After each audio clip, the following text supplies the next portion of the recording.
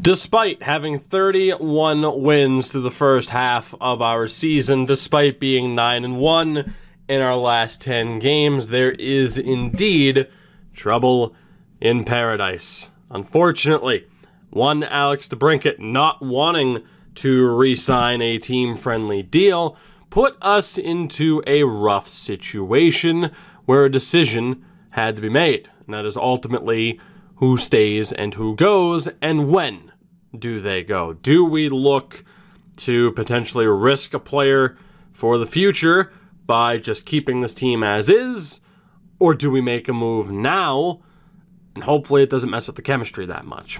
It's pretty much what we've been looking at here. And ultimately, it does come down to Alex DeBrincat or Alex Nylander.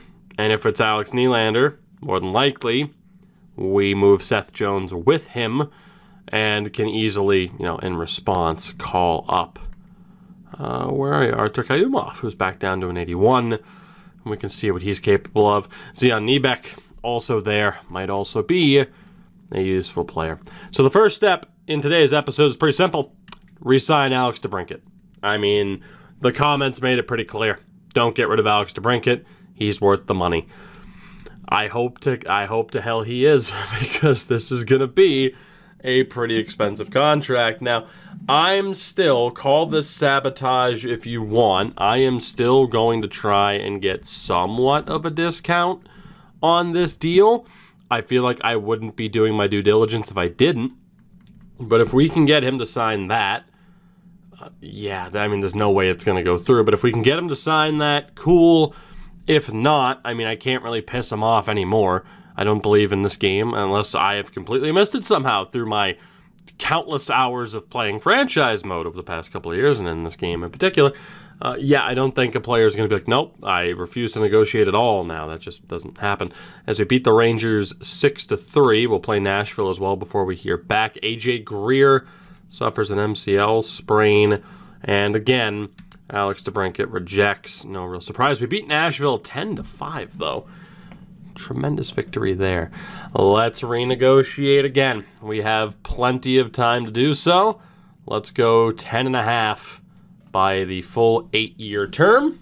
Of course, this will bring him to age 35, and he'll be here for the rest of this series. We play Minnesota next. I actually don't know what the lineup looks like with Greer out of it.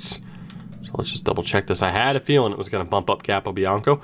Metropolitan rocking an 87 overall right now, by the way, as absurd as that is. So with Greer down, Taves is not 100%. I really don't want to risk Taves. Who can I call up here? Nybeck could actually get the call for one whole game. Yeah, no, I really don't. You know what, Johnny? Please just get back into the lineup, but don't get hurt again. Just don't get re-injured, and everything would be great. That's all I'm asking. Somehow, some way, don't get re-injured because I decided to play you.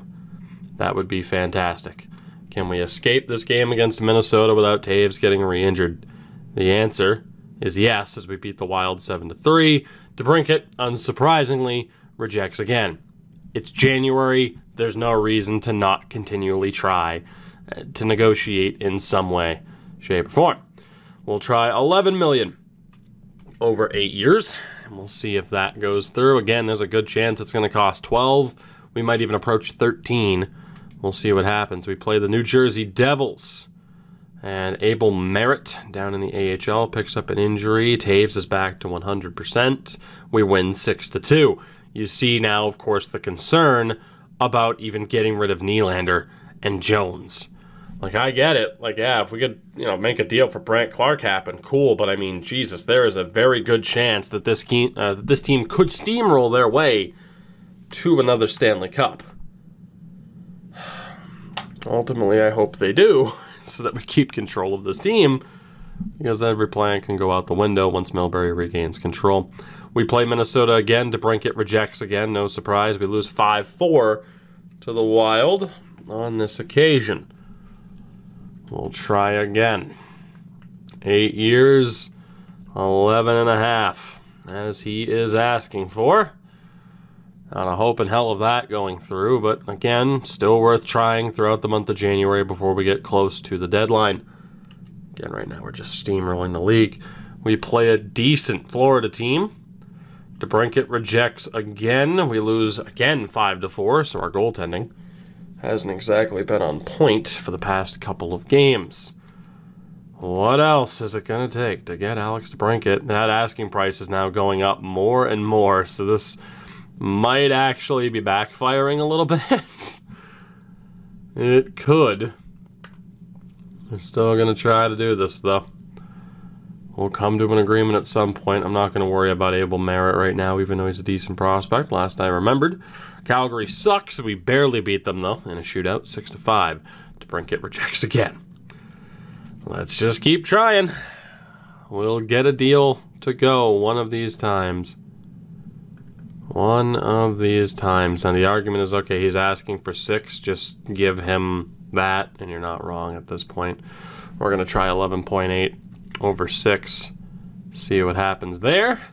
Let's keep moving forward. Keep winning games, hopefully. We play Nashville before the All-Star break, or the totally non-All-Star break. We win 5-2. Central Scouting has their info out. And there we go. Alex DeBrincat has been re-signed. 6 years, $11.8 million. But the deal is done.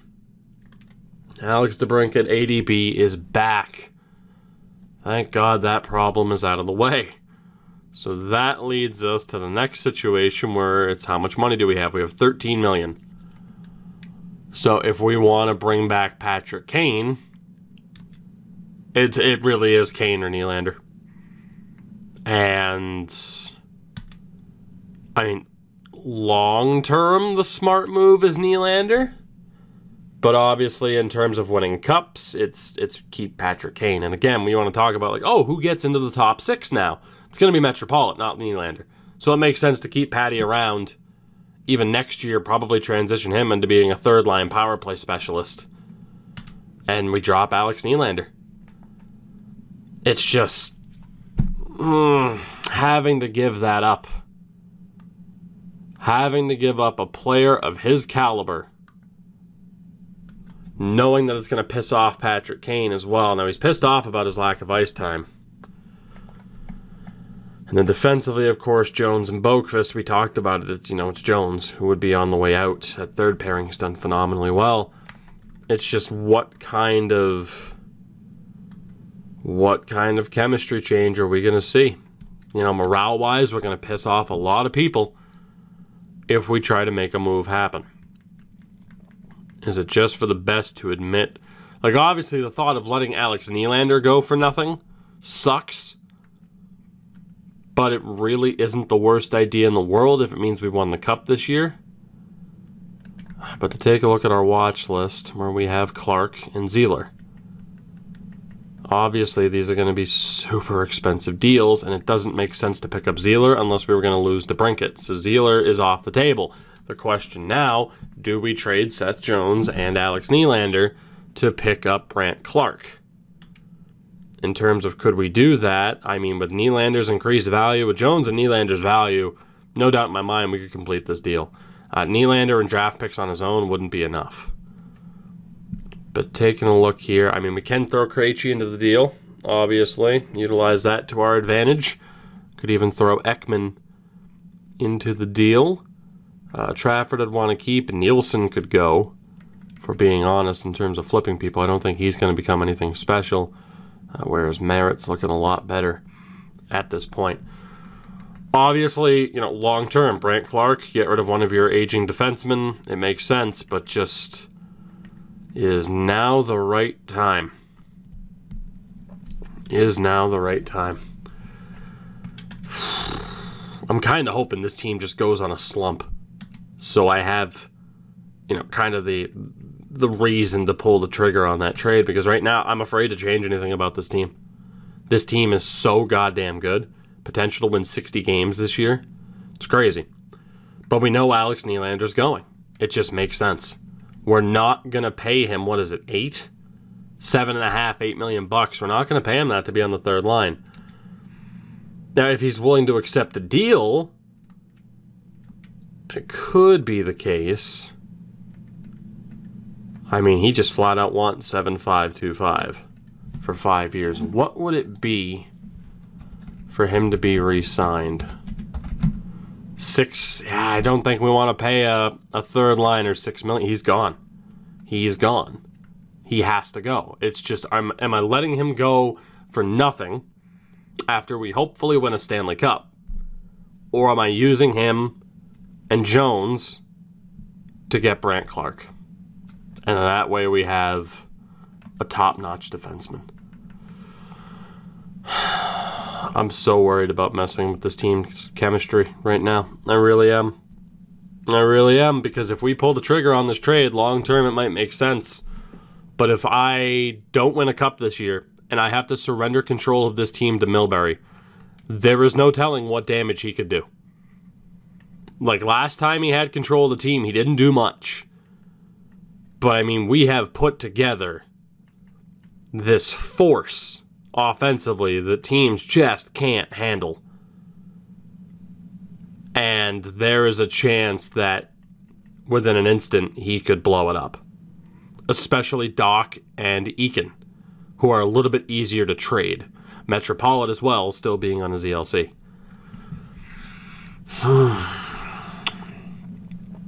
Damn it.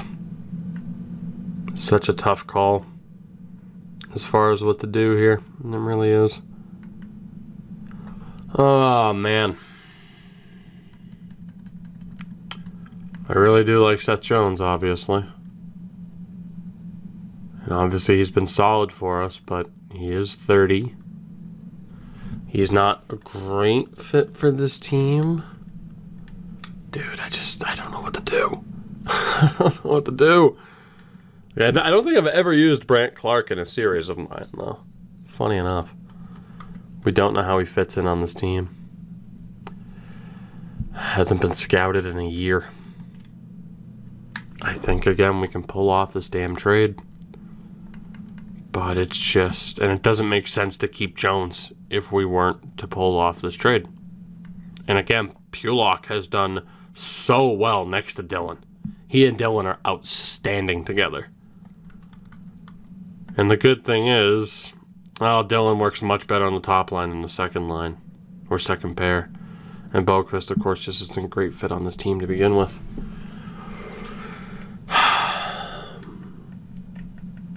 Damn, so there's no reason to get rid of Pulock. It has to be done. I'm just wondering, can I pull off this trade without using Seth Jones? I don't want to get rid of Nylander either. But it makes sense. Because it's either I use him and win a cup and he's gone, or I use him now. Like, he's gone regardless. So, yeah, we might as well get something for him. It's just, can I put together enough pieces just using Nylander and have, in theory, this goddamn super defense for the rest of the year, and then probably get rid of Seth Jones? Because the idea of that super defense sounds pretty good to me. How close is this? Probably not close. Yeah, obviously not, because they don't want to trade him. It's wishful thinking on my part. Say I throw Nielsen into the mix. I'm just trying to see if somehow, some way, they're like, oh yeah, no, this is close. It's not going to happen. Niebeck, in theory, could be used, but he's probably going to be the guy I call up for the third line. I want to keep Christensen. So then we're looking at draft picks, and we're looking at our own first. It's got to be Seth Jones. If we don't use Seth, this trade doesn't go through. I have to give up Seth Jones.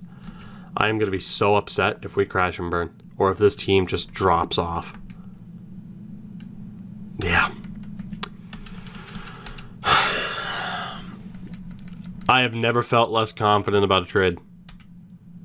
I don't think I have ever felt less confident about a trade than I do with this one.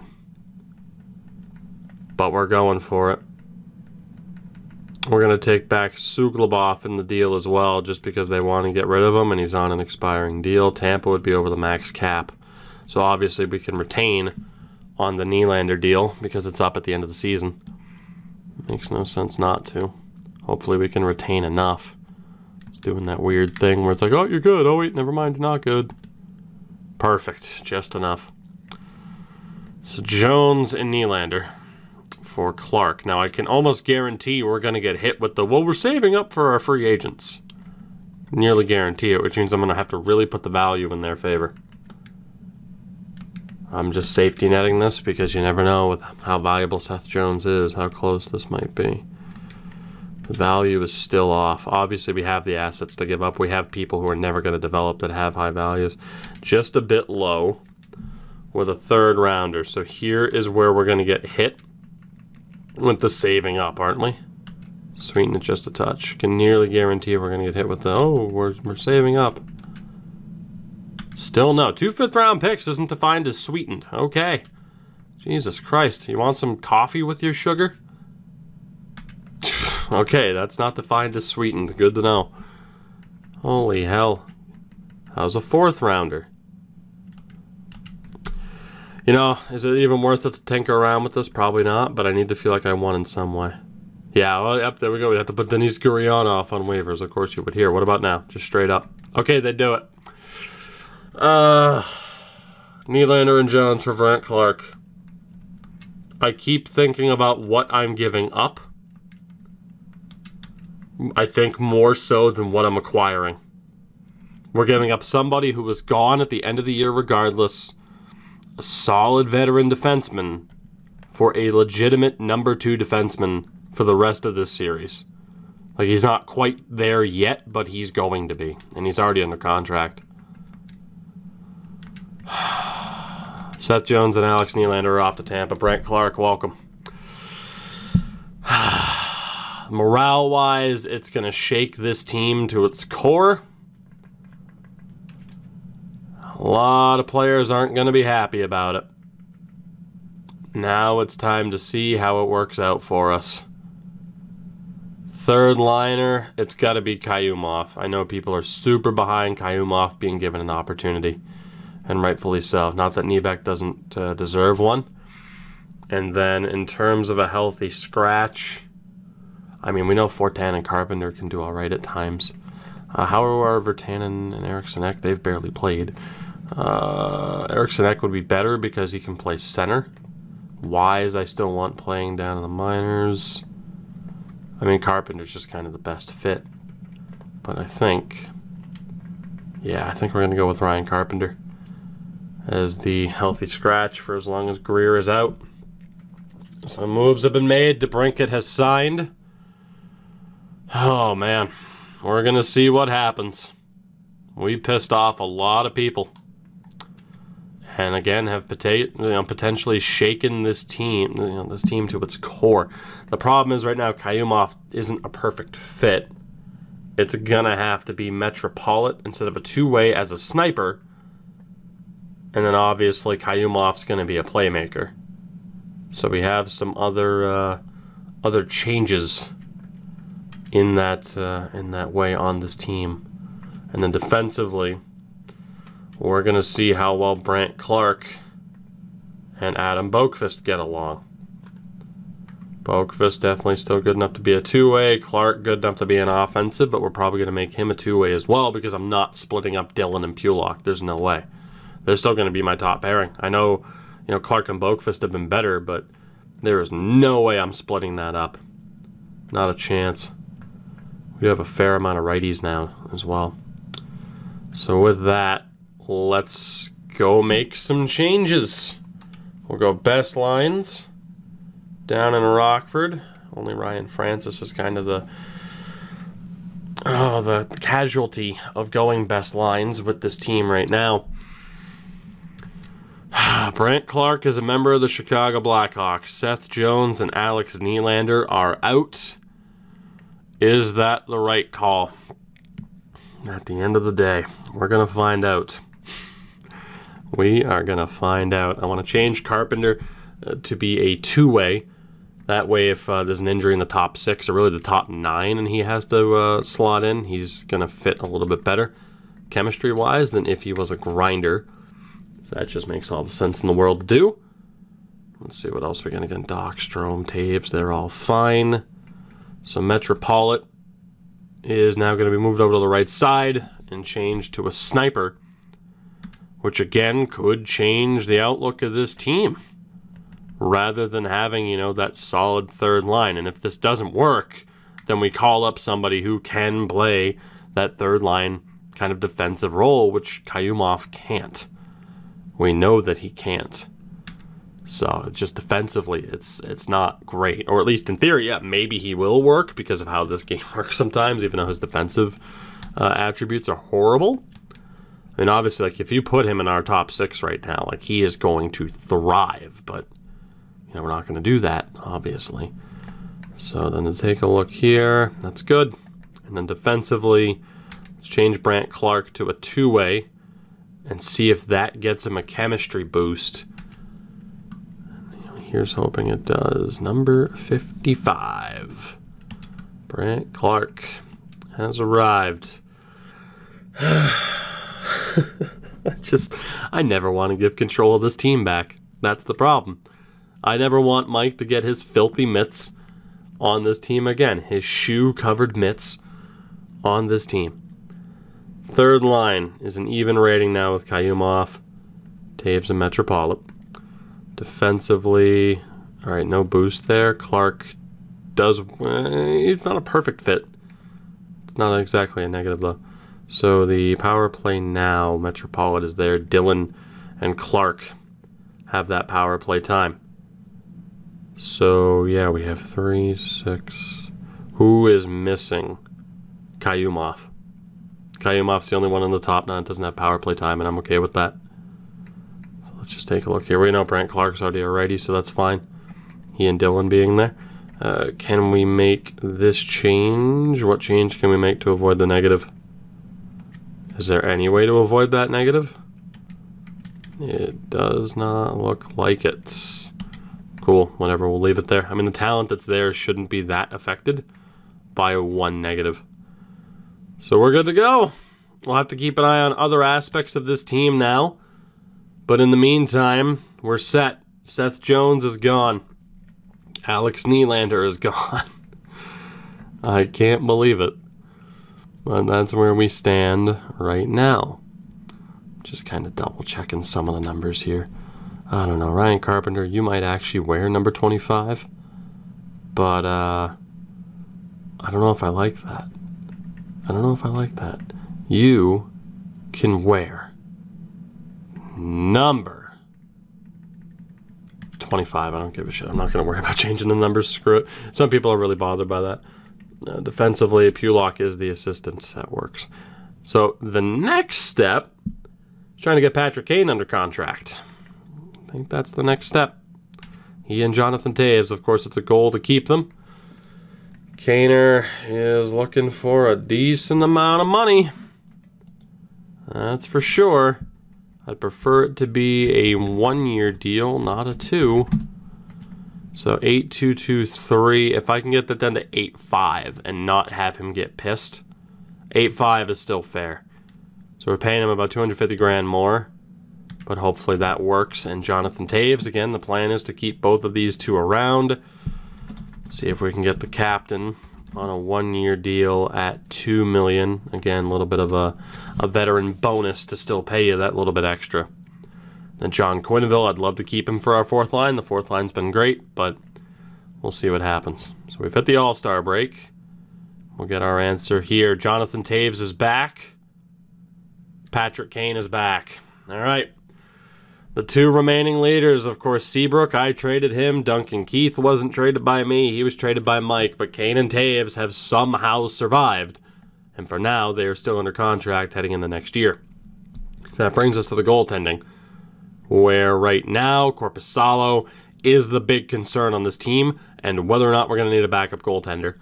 Defensively, I mean, it's tough to say that Gilbert hasn't earned a new contract. I mean, Capobianco's hasn't really played, but like Myers and Davies, like these are guys that, you know, they're a dime a dozen in free agency. I mean, Davies won Defenseman of the Year last year, but Dennis Gilbert has actually been really solid for us. In theory, he is also dime a dozen, but I'd be intrigued at potentially keeping him. Again, he's done well for us, so if we can get him at 1.1 for 2 years, a decent little third pairing guy for us. And then forward-wise, I still want to keep John Quenneville if he's willing to stay. We don't have much in terms of money available here. But if I can get him, I can get him. Let's try to get him at 1.7. And again, if we got to move some people, then so be it. But we'll try to figure out as many contracts as we can heading into next year just to make sure we're good to go. So we play Tampa next. Quenneville has rejected. Gilbert has rejected. Of course, both are looking to get paid that little bit extra. I just don't know if that's going to happen. I think Eunice is probably gone. We're going to give him a little bit more time. But he needs to step up. He hasn't actually played that many games. Auto-rotate, not really paying off for me. But actually, you know what? I mean, he's already had that little bit of time. I want to see what Woder Peters can do over the next month as we approach the deadline. And we're going to see if Peters is good enough to be the backup. I mean, Korpisalo just really hasn't delivered like we needed him to. So looking ahead to next season, we have $4 million to work with. And to be honest, we might need that for a goalie. I like Gilbert. I like Quenneville. But if they're not willing to stay for super cheap, they have to kick rocks. And we got to go with other people. That's just how it works. So there's not a single defenseman here that I am prioritizing re-signing. Again, most of them are a dime a dozen. If Gilbert wants to leave, go ahead and leave. Vertanen, dime a dozen. Mackenzie Entwistle, I plan on keeping. And the good thing is, he looks like he's willing to play ball. I will sign him to exactly that. Ryan Francis, for the hell of it. I kind of want to keep him. So if he'll re-sign that, that's great. Flaherty, we're going to drop. He's never going to... Well, yeah, he's never going to make it. Jeff Flaherty, 6th round pick. Yeah, you're never going to make it. Left wings really quickly. Tiplai, probably never going to make it, unfortunately. Former 4th round pick. Of course, Greer and Quenneville. We'll see. I'd love to keep Quenneville, but it's not going to happen. Kurashev, I definitely want to keep. And I want to keep Jake Wise as well. So, sign those two. I'm just going to sign him to what he wants. And aside from that, then it's, you know, we're good. I mean, the only thing to really worry about with this team then down the stretch is backup goaltender. And again, we'll see what Peters can do. We get absolutely stomped by Tampa, which is horrifying. To immediately play Tampa and get smoked. We bounce back with a 10-3 win over Colorado and a 3-0 shutout victory over Dallas, though. San Jose, as Calgary fires their head coach. San Jose, we win 4-1. That leads us into a game against the struggling Dallas Stars. AJ is back, so Ryan Carpenter will be dropped. And then obviously here, as we approach the stretch, we'll really get a look at how that new third line's doing. So we play Dallas. Can we get a win? Claude Giroux and Mackenzie Weegar have been dealt to Montreal for 2 prospects, including a goaltender. As we beat Dallas 3-1, we play San Jose again. Greer is back, but of course it'll be a healthy scratch. We play the Sharks. Can we get a win? Yes, we can. 4-1, now 86 points on the season, 20 points clear of the team in second in the Central. We play a really bad Bruins team right now and win 9-6. Jesus. Josh Manson, I'm guessing Colin Wilson to Columbus for Schustrom and Grual. Play Florida, decent team, the Quenneville Bowl, and we lose 5-4 in a shootout, but pity point helps.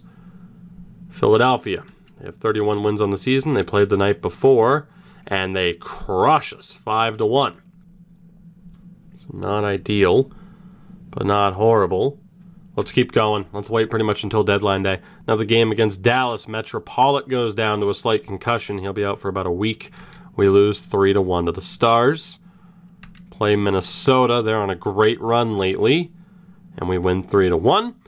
Rematch against Philly. Can we get the win here? The answer is no. And we play St. Louis and lose that as well. So struggling a little bit. 5 wins in our last 10 games. Heading down the stretch here. Kayumov. 4 points in 13 games and a +3. I mean, if you do the math on that, he's at a 25-point pace.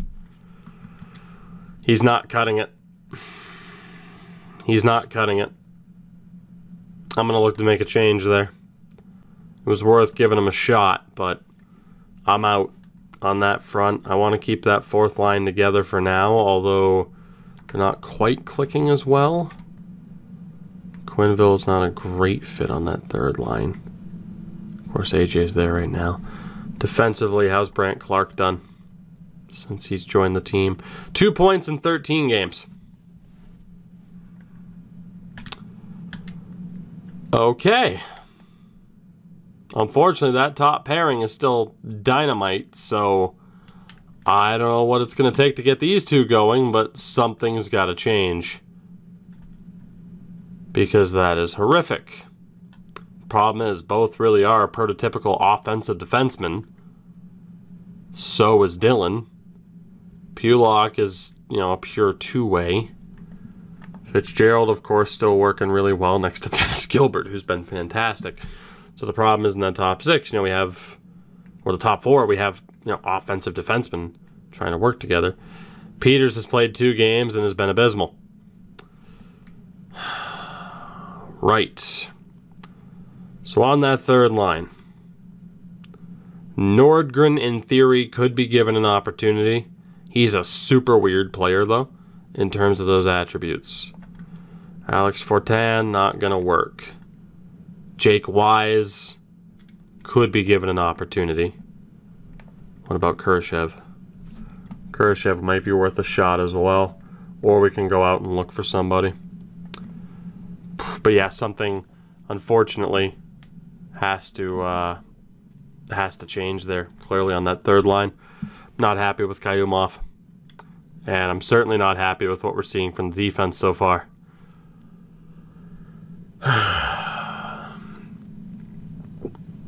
And the problem is the thought of we'll trade someone for a defensive defenseman. That means Adam Boqvist gets traded because we're going with Clarke and Dylan over Boqvist every day of the week.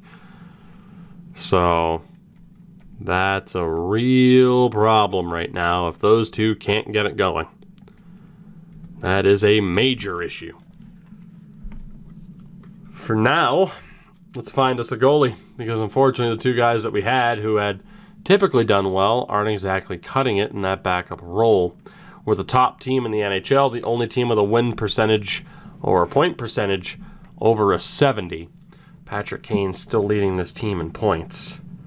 But let's see what we have here in terms of an option in goal, preferably someone on a 1-year deal that we could look to re-sign if need be. Capo Kakkonen in Tampa. Go figure. I don't really think Tampa can afford to cut another deal. Freddie's certainly not going to help. Olaf Lindbaum is getting paid a decent amount. Carter Hart's going to be too expensive. Kemper is super expensive right now. He would certainly be a rental. Okay.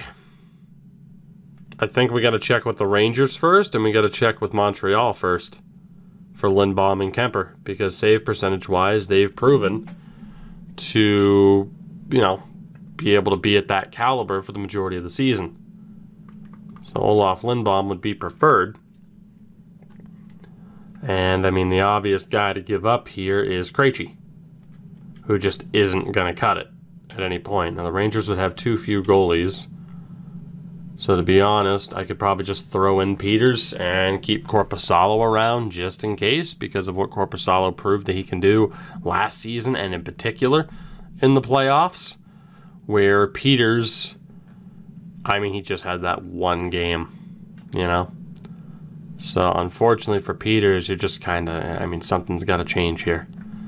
Something's got to change. So, I use Krejci. Should be able to get something back. The Rangers are really hurting for goalies anyway.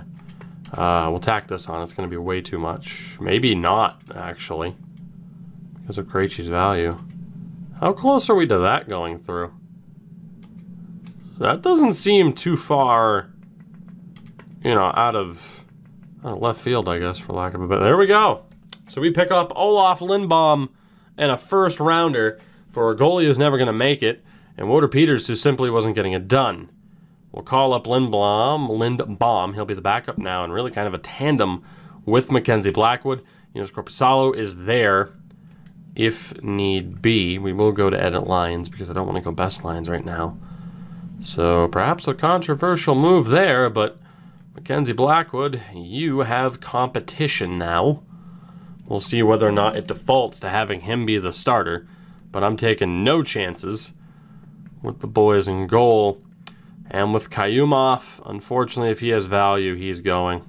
He really doesn't. Kayumov's the perfect type of guy to have as a healthy scratch for the top six. But that's it. He's not what we need for that third line. It needs to be someone more defensively responsible. And that third line is going to change quite a bit. Looks like the fourth line is going to change quite a bit too if we keep the strategy of having it be more of a physical line. So looking here, again for now, something's got to change. Something's got to change.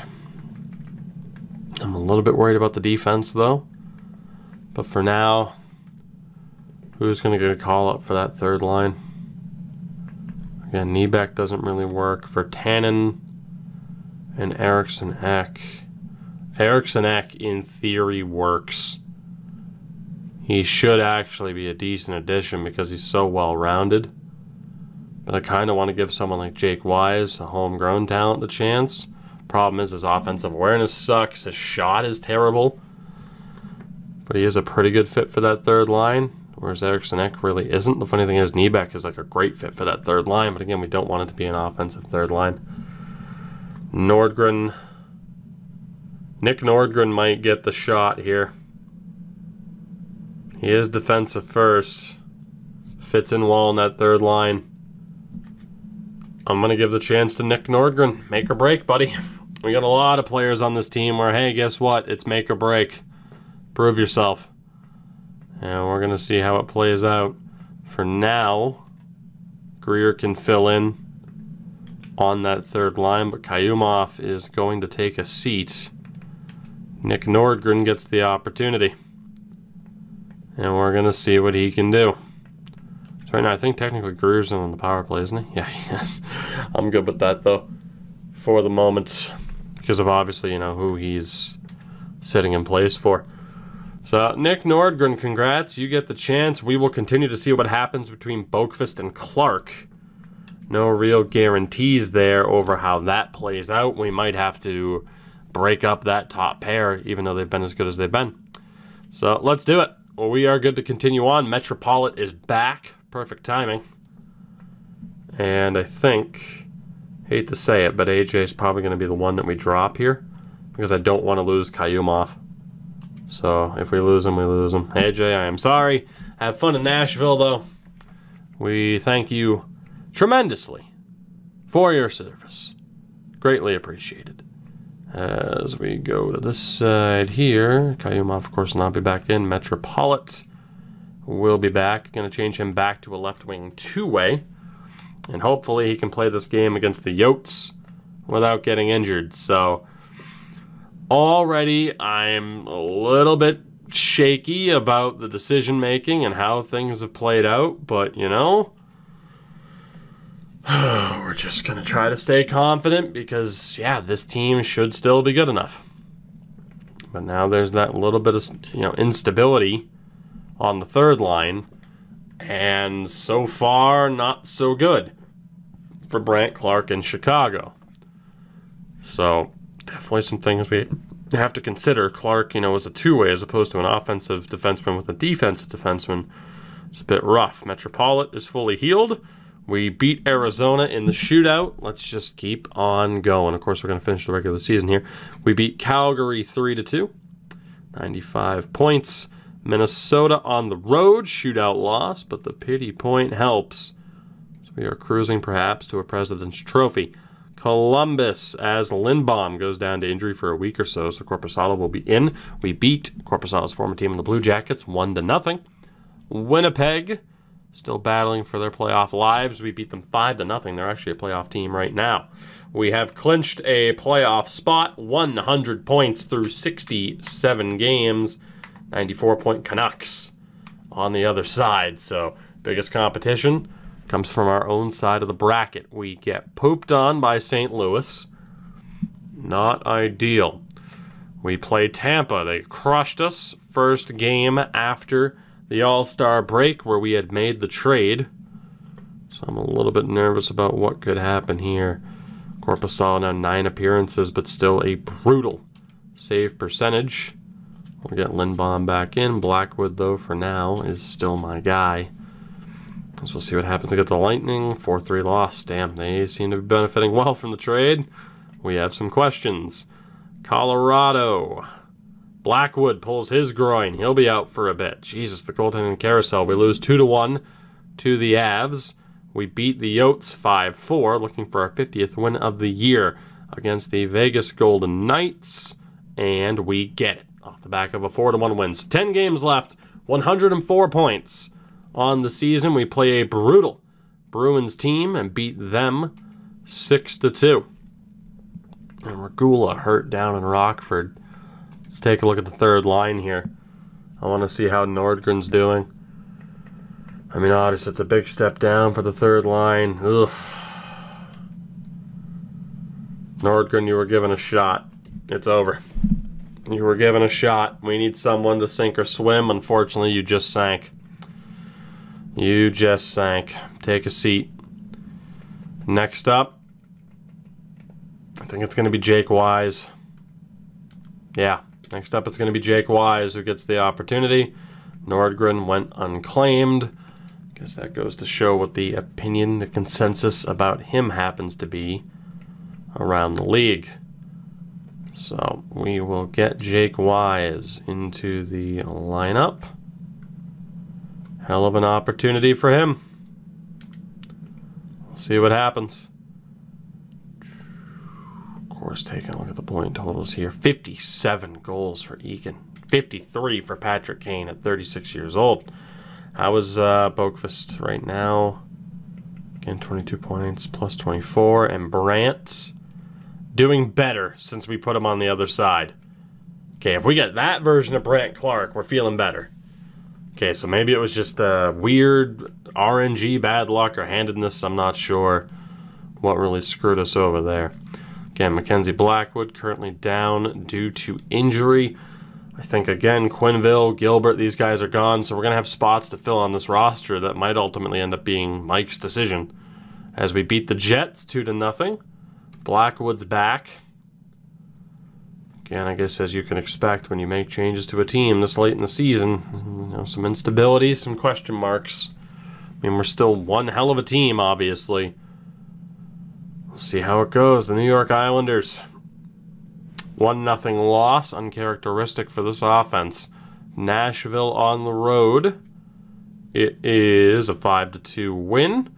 Patty Kane approaching 100 points. We have clinched the Western Conference. We're the only team over 100 points still. We are going to be the winners of the President's Trophy as well. Speaking of the Canucks, 1 win in their last 10. We beat them 4-1. Anaheim, as Phillippe Myers breaks his foot down in the minors, that's likely to end his season. We beat the Ducks 4-3. Nick Nordgren also gets hurt. Unfortunate for him. Vegas, as we have 4 games left this season. Vegas on the road, we win 4-3. 56 wins for the Blackhawks. Now I want to check in on Jake Wise and how he's been doing next to Metropolitan Taves.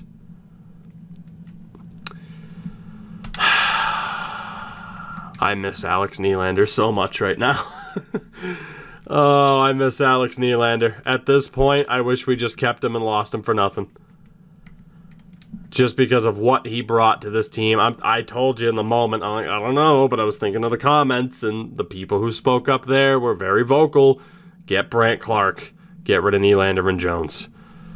And it's not looking good right now. It's just not. And again, in terms of like, oh, we could have gone out and gotten somebody, it's like, I don't think we would have had too many options that could have really fit the bill for what we were looking for. And Nordgren didn't work. Kurashev, Fortan, Carpenter. Honestly, it might be Carpenter. Kurashev's not a great fit on that third line, unfortunately. He just does not fit the bill. You know, because like I says, with our current coach, like, hey, energy. He's not that high energy player, despite the skating, which is insane. Fortan fits in pretty well. Carpenter, though, if it's not Kurashev, it's probably Carpenter or Fortan. However, I had a thought, and I don't know if this would necessarily work, but I am intrigued. If I were to make Brant Clark a forward, he's a minus, okay. If I were to make Adam Boqvist a forward, okay. It was worth a shot. It was worth a shot to see if it would work. It's not gonna work, though. Which means, yeah, I think we gave Jake Wise the opportunity. I think now the decision's kind of clear. I'm going to give Kurashev a couple of games. Like, he has to have a strong couple of games. Because if it's not him, it's Carpenter. And if it's not Carpenter, it's Fortan. How is my roster not compliant? What do you mean my roster isn't compliant? That doesn't make any sense. I have cap space. We're at 20 out of 20. What the hell are you talking about? My roster isn't compliant. The hell? 3, 4, 5, 6, 7, 8, 9, 10, 11, 12, 13. What the hell are you talking about? My roster isn't compliant. What the hell are you on about? It's because I left him as a 4. If this screws me out of anybody, there go my lines. Well, we're gonna have to redo the power play and everything before the game. It's because I left frickin' Boqvist as a forward. Oh, why it let me even out of the edit lines menu if it was going to glitch it like that, I don't know, but hey, that's this game sometimes. It is what it is. So, with that, Kurashev, you're going to get a chance, bud. Bud. We're going to see what you can do. No pressure. You don't have that many games to make an impact. But prove to me that you deserve a spot on this team over a veteran like Ryan Carpenter.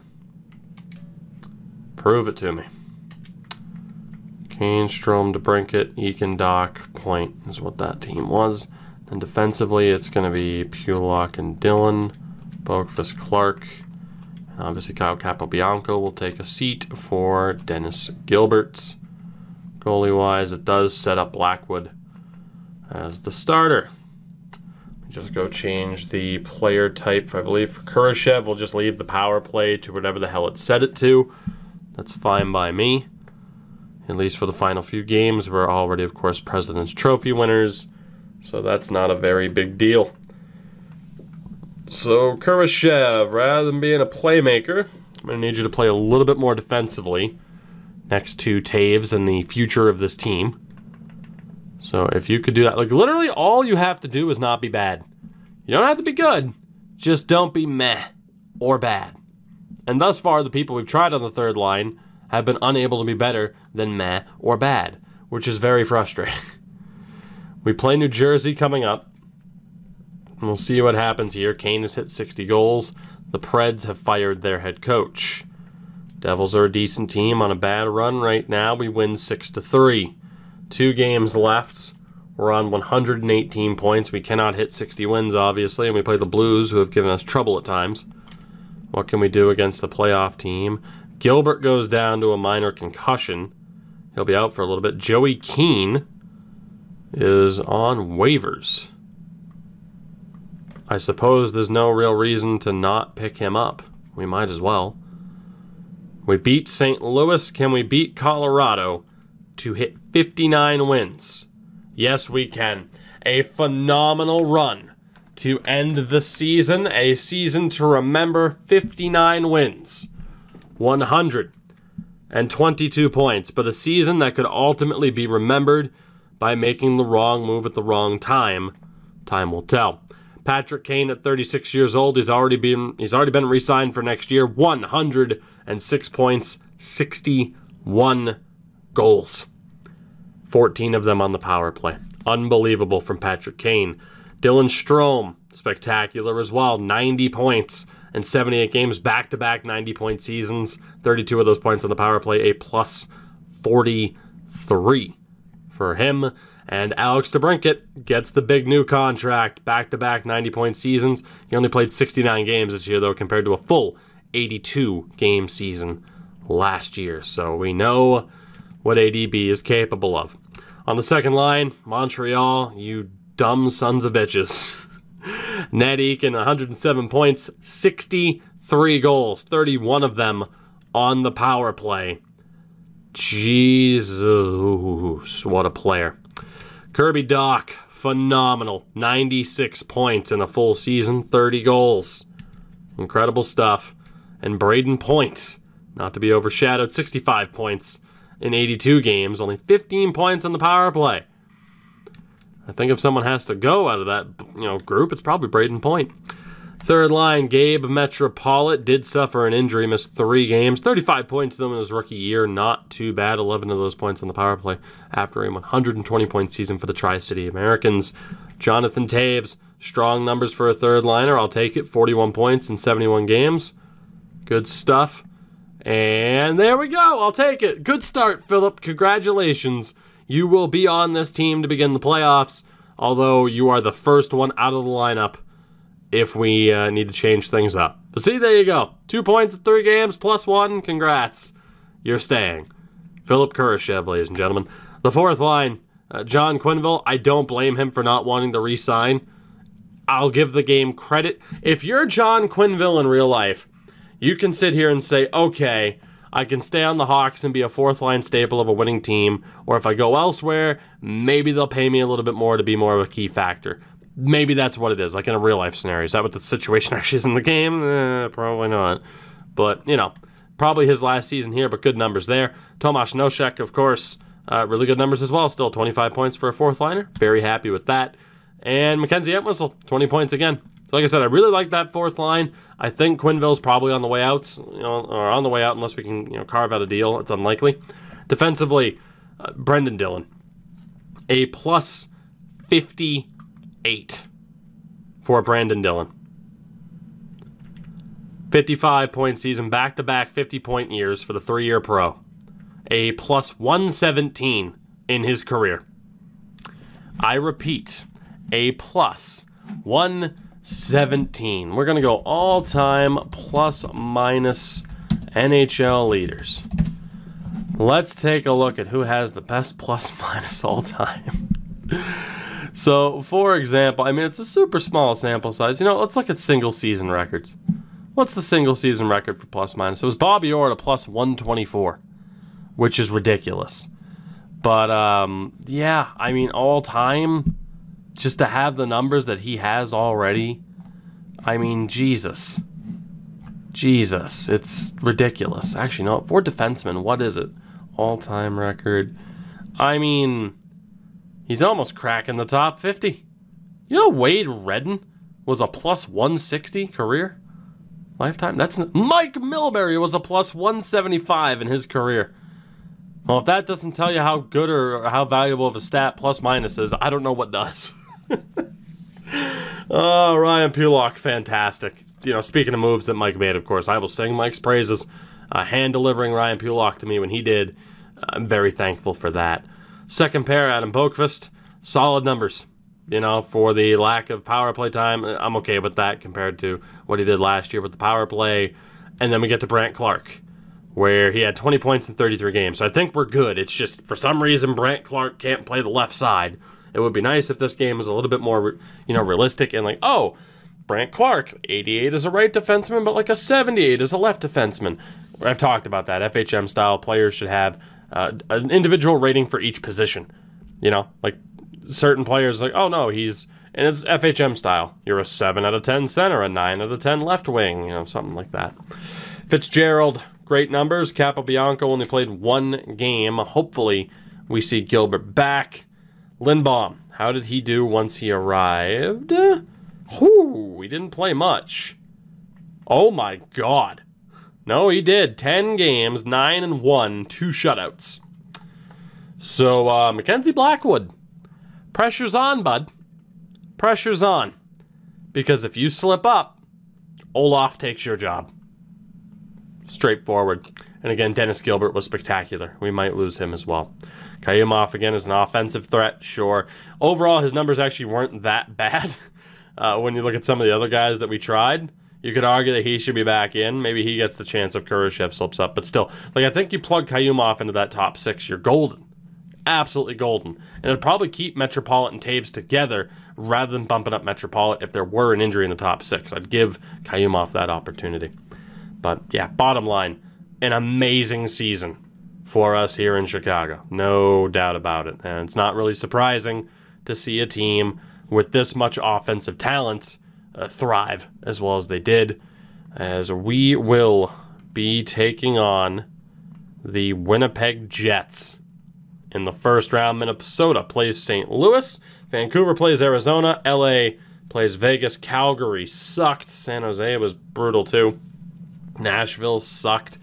In the Atlantic, Toronto will be playing Washington. Pittsburgh will play Philly. Carolina plays New Jersey. And Ottawa plays Tampa. Detroit and Boston sucked. Yeah, that's about right. So again, #1 team in the league by a ridiculous margin. Goals for per game, the highest in the league. Goals against per game, by far the lowest.